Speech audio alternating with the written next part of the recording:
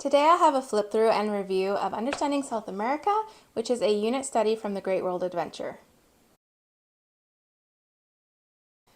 Our family recently completed this geography unit from the Great World Adventure, and I wanted to give you a look at it. We did it family style, and so I had children between the ages of 7 all the way up to 16 do this unit together. I'm going to give you a flip through, and then I'll come back here and share my thoughts on it. So here's what the book looks like.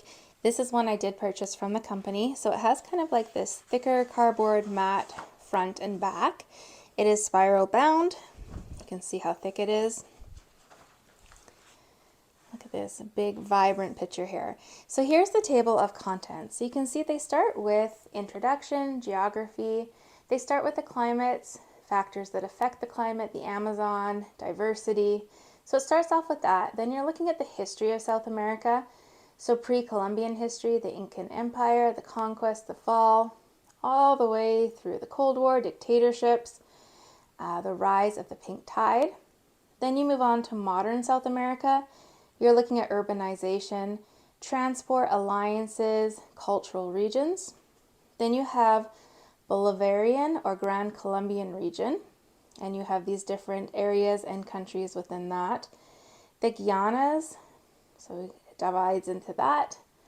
Brazil and Luso region, so Carnival, political corruption, independence of Brazil, Amazon, different tribal rights.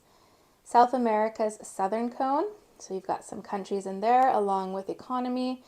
The reading assignment is Nazis in South America. The Gaucho region, so you're looking at Paraguay, Uruguay. The Andean region, so you're looking at some different things there like the culture, textiles, and animals and countries. Then you have the coca, so you're looking at chemical addiction, Pablo Escobar, the war on drugs, so on, and then there's the project assignment. So there's some information in the beginning here about how to use the book. They recommend 8 to 12 weeks per module, which I think they mean per book.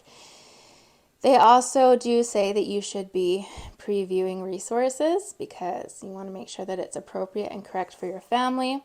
There's an advanced assignment that you can do. They also do recommend that you get the premium edition of YouTube. I don't have that and it worked just fine. Going above and beyond. So they have cookbooks. If you're interested, more documentaries and films. They have like Rio there up, but they have some different ones here. Encanto. And then you start in. So each page, there's tons of pictures, lots of colors. It's very, very vibrant, but it's pretty typical that you've got like your main reading part and then usually some smaller reading parts. And then you've got the QR codes for movies or documentaries. So I'll give you kind of a few pages to see what it looks like. I'll just skip ahead a few so you get an idea. So every page, like I said, is just vibrant and colorful.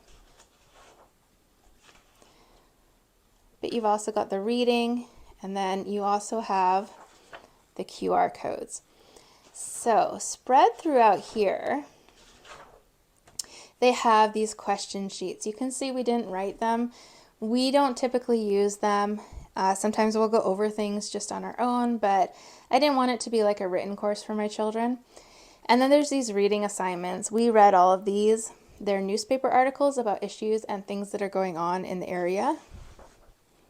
And then there's discussion questions at the end of each of them. So I'll just flip through kind of some random pages here so you can see a bit more what it looks like.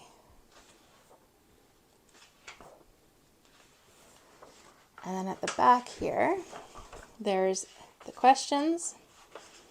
And then this is a project. And it gives you a way to score the project as well. And then in the back, there are also the little maps that you can cut out. It does come with some larger maps, which I'll show you in just a minute here. And it has the names on the back there so that you can work on remembering what the flags look like. So that is that main book there. So each unit comes with maps. This one came with 2. So it comes with just a very basic political map of the area. And then you have this map here, which is a mix of both the political and the geography of the area. And those are the two that come along with the course. I did just want to share two other things with you before I move on to my thoughts. And one of them is just another example of like what the questions look like, because these are throughout the entire book where there's sections where you're reviewing.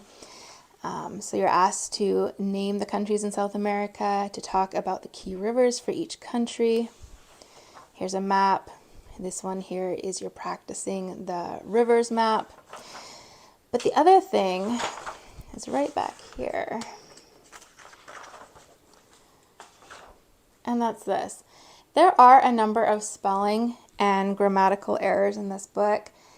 I think this is the one unit from them where I've seen the most. I always say, when a curriculum is new, there's going to be mistakes in it. This is, as far as I can tell and as I know, the first version of it. You got to have some grace with companies. They're doing the best they can. But this one did have quite a few mistakes in it. Also with QR codes. I should have found one for you. But where the QR code is like double or it's got the wrong name on it. So there are mistakes in it. So just be aware of that. Like I said, though, that's kind of expected when a curriculum is in their first edition. We really like these unit studies from the Great World Adventure. This is like the fourth, maybe the fifth that we've used. I do have other reviews on my curriculum review list, which I'll link up top if you want to go have a look at that. But I just find that the way that they can take a part of the world and really dive deep into it is just so well done. Yes, you're looking at the geography of the region. You're looking at lakes, rivers, seas, oceans, plateaus, mountains, as well as the geographical challenges. Are they landlocked? Have they got a major rain shadow? Things like that. But then they're also looking at the history. They're looking at the people. They're looking at what really created these countries. How did they come to be, and these regions? And then you've also got the modern part of it. And I think that's what I probably appreciate the most, is that they're looking at what are these countries like today. And through many of these units, including this, I have had certain preconceived notions of particular countries or known very little about them, and it kind of shatters those for me. I learn what they're truly like, and some of these countries that I never thought I would have any interest in going to visit, I kind of would like to go visit one day. It really informs you what's going on in these people's lives as well, because they talk about the challenges. And I think that's important, at least to my family, that my children know what's going on. What are people facing around the world today? You have to make sure this is going to be right for your children. Like I mentioned before, it talks about like drugs, the cocaine trade, things like that. And it's recommended for ages 12 and up. Like I said, I had younger children use it. So I had 7, 10, 13, 14, and 16. I didn't find anything that wasn't really appropriate. My 7-year-old just didn't get out of it what my 16-year-old did, but it still worked as a family unit study. We typically did like a 2-page spread each day, and then I would read that and then watch the videos that went along with it. And we did that, I want to say, we did it 5 days a week. I want to say it was about 6 weeks it took us to go through it. Now they recommend, of course, 8 to 12 weeks. It's kind of up to you and how you set it up. I think you could add so much into this and make it a really in-depth unit study, even more so, or even incorporate other subjects in and just make it like your main curriculum for half a year, even up to a year. There's just so many ways you can tailor it to your family and to your needs. We watched probably about, it's hard to say, 90% at least of the videos. We watched the majority of them, and it worked out quite well. Now, they did recently raise their prices, and so I don't feel this curriculum is as affordable as it once was. That's just too bad. Everything's kind of increased in price, just generally speaking. So I'm not too surprised. I think I was surprised how much they increased the price. It is available through like the physical copy, which the shipping's included, and so that's one positive thing. Or they do have the PDF version, so you could print it yourself, or you could even just open it on your computer and like read it from there and use links from there. So there are some options. They do offer a 3-pack, I believe, for like when you buy in 3, you get a discounted price, and they often have a sale around Canada Day. So hopefully if you're interested in this curriculum, that's some ways to help you support the company, but still to stay on budget if you need to. Hopefully this has given you a thorough look at the curriculum, but of course, as always, if you have any questions, please leave them in the comment section down below. I will try and answer them for you. Otherwise, though, I hope this finds you having a great day. Take care.